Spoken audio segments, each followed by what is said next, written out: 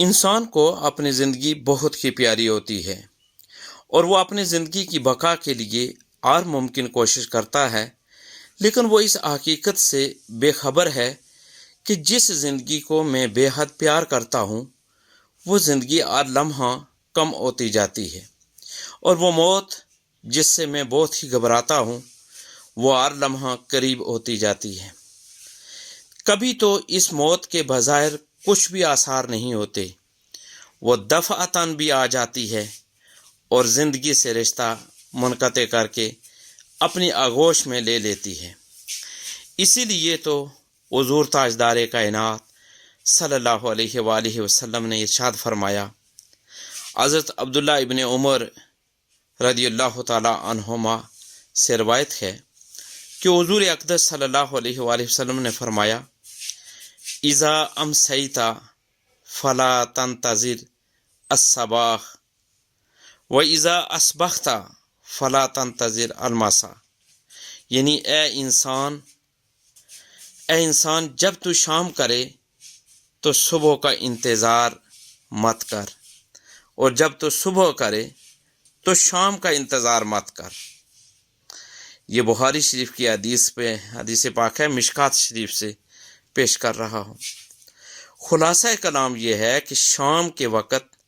یہ خیال نہ کرے کہ نیکی کا یہ کام صبح کر لوں گا، ہو سکتا ہے کہ صبح ہونے سے پہلے ہی موت آ جائے، اور صبح کے وقت یہ خیال نہ کرے کہ نیکی کا یہ کام شام کو کر لوں گا، کیا خبر شام تک زندہ رہے گا یا نہیں۔ لہٰذا ہر انسان کو چاہیے کہ اپنی موت کو ہر وقت یاد کرتا رہے اور موت سے بالکل ہی نہ گھبرائے،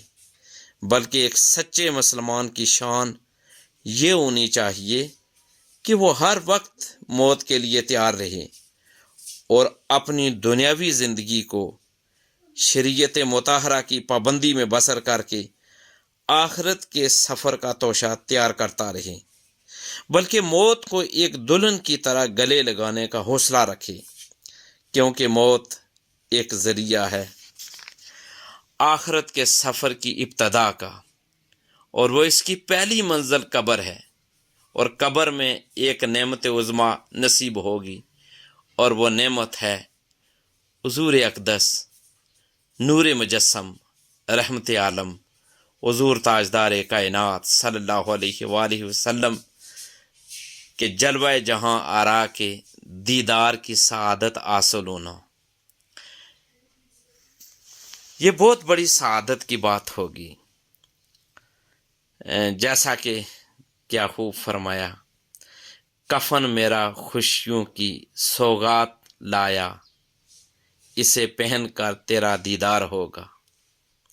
حضور تاجدار کائنات صلی اللہ علیہ وآلہ وسلم کا دیدار، اس سے بڑی خوش نصیبی کیا ہو سکتی ہے۔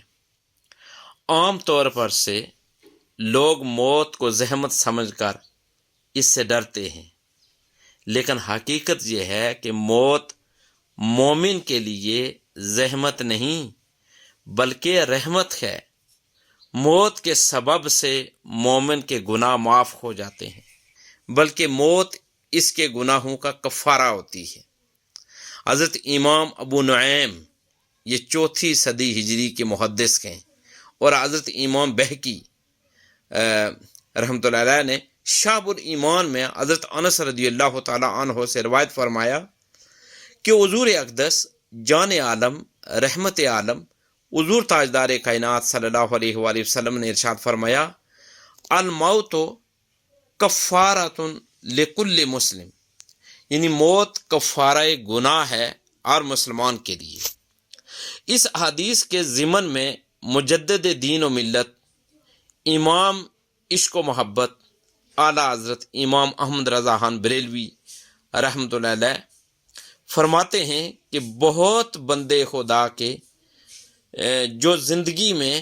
آلودہ گناہ تھے بعد موت پاک و طیب ہو گئے۔ امام ہیں جی حافظ الحدیث ہیں علامہ جلال الدین سیوطی رحمۃ اللہ علیہ، بڑی شخصیت ہے۔ اس حدیث کے ضمن میں فرماتے ہیں کہ قرطبی نے فرمایا کہ اس کی وجہ یہ ہے کہ مسلمان مرتے وقت جو تکالیف پاتا ہے وہ اس کے گناہوں کے معافی کا سبب بن جاتی ہیں۔ رسول اللہ صلی اللہ علیہ وآلہ وسلم نے فرمایا مسلمان کو اگر کانٹا یا اس سے کم چیز بھی لگ جائے تو وہ بھی اس کے گناہوں کو مٹاتی ہے۔ تو جب کانٹے کا یہ حال ہے تو پھر سکرات موت کا کیا حال ہوگا، جس میں تلوار کی 300 چوٹوں سے زیادہ تکلیف ہوتی ہے۔ اور یہ بھی ہے ابن ابی دنیا نے مالک بن مغول سے روایت کی کہ سب سے پہلی چیز خوشی کی جو مومن کو حاصل ہوگی وہ موت ہے، کیونکہ اس میں وہ اللہ کا ثواب اور اس کا کرم دیکھتا ہے۔ حضرت امام ابو نعیم رحمۃ اللہ علیہ نے اپنی کتاب حلیۃ الاولیاء میں ایک روایت وہ لائے ہیں، اور اس روایت میں یہ بیان کرتے ہیں کہ کیا تم جنت کو پسند کرتے ہو؟ تو کہتے ہیں کہ امام مکحول نے کہا کہ جنت کو کون پسند نہ کرے گا؟ تو انہوں نے فرمایا کہ موت سے محبت کرو، کیونکہ جنت کو مرے بغیر کوئی بھی دیکھ نہیں سکتا، تو اگر جنت کو دیکھنا ہے تو پھر مرنا پڑے گا۔ امام ابن ماجہ نے ام المومنین محبوبہ محبوب رب العالمین سیدتنا عائشہ صدیقہ رضی اللہ تعالی عنہما سے روایت کی کہ حضور اقدس رحمت عالم حضور تاجدار کائنات صلی اللہ علیہ وآلہ وسلم نے ارشاد فرمایا کہ مومن کو ہر چیز میں ثواب ملتا ہے، یہاں تک کہ موت کے وقت جو تکلیف ہوتی ہے اس میں بھی ثواب ملتا ہے۔